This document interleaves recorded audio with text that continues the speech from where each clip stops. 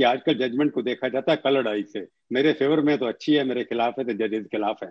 ये एक डिबेट चला है, 2013-2012 में भी यही हुआ था।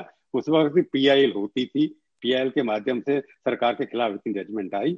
परंतु ये हाई कोर्ट अगर स्टेट गवर्नमेंट को, जो आपका पहला क्वेश्चन, बड़ा क्वेश्चन जो आपने उठा रखा था एक बार, कि पॉलिटिकल एस्टेब्लिशमेंट जो है वो जुडिशियल से अपने को, उनके कानून का पालन करने के लिए असहमत है, reluctance on the part of political party. मैं आपका स्टेटमेंट कहीं पढ़ रहा था कि आपने कहा था कि political system doesn't want the rule of law. मैंने कहा था political system doesn't want the rule of law, और कॉन्टेक्स्ट देखिए आप, उसका बहुत जरूरी है। आज हम ये पिछले 20 साल से बात करते हैं कि कोर्ट्स में पेंडेंसी बढ़ गई है। आज आप जाके देखिए तो हमने क्या किया पेंडेंसी हटाने के लिए, क्योंकि रूल ऑफ लॉ ये बड़े बड़े मुकदमों से और सुप्रीम कोर्ट के हेडलाइन ग्रैबिंग केसेस से रूल ऑफ लॉ नहीं बनता। रूल ऑफ लॉ बनता है कि एक गरीब आदमी का जो मजिस्ट्रेट के पास मुकदमा होता है, वो इस तरीके से उसका सॉल्यूशन होना चाहिए कि वो गरीब आदमी को तकलीफ ना हो। ये नहीं कि जिसको वो किसने वो फ्रेज यूज किया था ना कि तारीख पे तारीख, तारीख पे तारीख, ये बंद होना चाहिए। उससे रूल ऑफ लॉ खराब होता है। आज आप देखिए करप्शन का सीरियस इशू है जुडिशरी में, उससे रूल ऑफ लॉ खराब होता है। आज हाई कोर्ट में आपका मुकदमा है, फाइनल हियरिंग पे आता है, सालों साल लग जाते हैं। अगर आपको 10 साल रुकना पड़ा तो आप क्या करोगे? फिर आप कुछ उल्टा सीधा काम करके अपना प्रॉब्लम सॉल्व कराओगे, क्योंकि फिर लीगल सॉल्यूशन तो नहीं हुआ ना आपके पास। तो उससे रूल ऑफ लॉ बर्बाद होता है। हमने क्या किया? हमने कुछ नहीं किया इसको सॉल्व करने के लिए।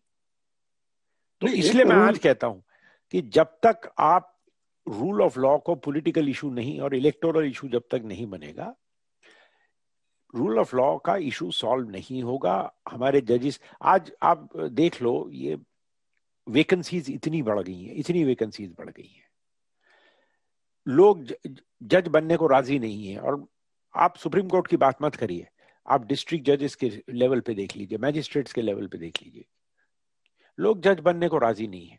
नहीं, आपने एक बात कही है कि रूल ऑफ लॉ एक पॉलिटिकल इशू बनना चाहिए। सवाल ये है कि हाँ, जैसे अपॉइंटमेंट की आपने बात की, अपॉइंटमेंट्स के ऊपर भी झगड़ा हो रहा है, कौन अपॉइंटमेंट अथॉरिटी है। अब पहले इस अपॉइंटमेंट अथॉरिटी को, मैंने पहले एक बार सुना है 6 साल के अंदर, या उससे पहले भी होता था कि पहले जब ये कॉलेजियम सिस्टम नहीं था तो वहां पर गवर्नर, चीफ मिनिस्टर आपस में बैठकर सेटल कर लेते थे किसको अपॉइंट करना है, किसकी आईबी रिपोर्ट खराब करनी है।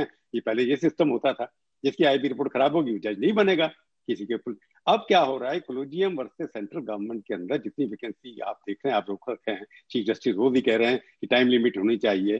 तो आप क्या सोचते हैं, कॉलेजियम का सिस्टम आप एग्री नहीं करते? मैंने सुना है पहले आपने बोला था कहीं का ये सिस्टम अपॉइंटमेंट गलत है, पर वो सॉल्व भी नहीं हो रहा अब।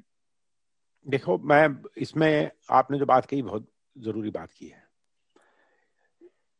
हमारे एग्जीक्यूटिव अपॉइंटमेंट्स से कौन जजेस आए हमारे पास? तुलजापुरकर, कृष्णा अय्यर, भगवती, चंद्रचूड़, डीए देसाई, चिन्नप्पा रेड्डी, वेंकटरमैया, वेंकट चलैया। विवियन बोस को किसने जज बनाया था? नेहरू जी ने बनाया था। तो इतने साल पॉलिटिकल सिस्टम बहुत बढ़िया चला। और मेरे को सीनियर चंद्रचूड़ साहब ने एक बार मुझे एक बार इन्होंने बताया था, सीनियर चंद्रचूड़ साहब के बारे में, लॉ मिनिस्टर थे तभी शिवशंकर जी, कहते थे हम मिलते थे over a cup of coffee और ओवर अ ड्रिंक, बात करते थे भाई ये है, इसे कभी कदाक हम बोल देते थे कि ये यार ये इसको जरा देख लेना। और कई इसे 8 आउट ऑफ 10 टाइम वो कहता था भैया उसका क्रेडेंशियल तो देख लो यार, अच्छा चलो छोड़ो, खत्म करो। पर ही से वो आते थे और कहते थे हमने ये देख लिया, हम कहते थे आपने देख लिया, आपको ठीक है बना दीजिए। हाँ, आईबी रिपोर्ट का ये होता था कि भाई कई चीजें एज ए जज आपको पता नहीं होती, तो हम पता कर देंगे। 8 आउट ऑफ 10 केसेस में वो रिपोर्ट रिजेक्ट होके जज बन जाते थे। स्मूथली मामला चल रहा था। फिर जब से कोलिशन पॉलिटिक्स आई इंडिया में, और उसके 2-3 साल पहले से, तब से पॉलिटिकल इंटरफेरेंस अपॉइंटमेंट में शुरू हो गया। तो जजेस ने उस वक्त हम सब भिड़ गए और 1991 में ये जजमेंट आ गई। पहली वाली। ये इस वक्त हमारे पास कोई चारा नहीं था, तो सुप्रीम कोर्ट ने एक स्ट्रेन्ड इंटरप्रिटेशन देके अपॉइंटमेंट प्रोसेस हाथ में ले ली। अब वो 91 से 2004 तक वो प्रोसेस चली, 2014 तक वो प्रोसेस चली। हमने देखा कि वो प्रोसेस का सत्यानाश हो गया था।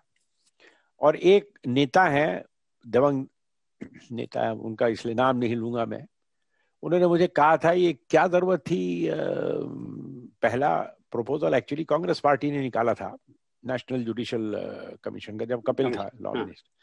तो किसी ने कहा क्या जरूरत थी ये करने की, हमको तो जो कराना था हम पीछे से करा लेते थे। तो ये सिस्टम जो हुआ, कोलिजियम सिस्टम, ये डिसफंक्शनल है, मेरे हिसाब से आज भी डिसफंक्शनल है।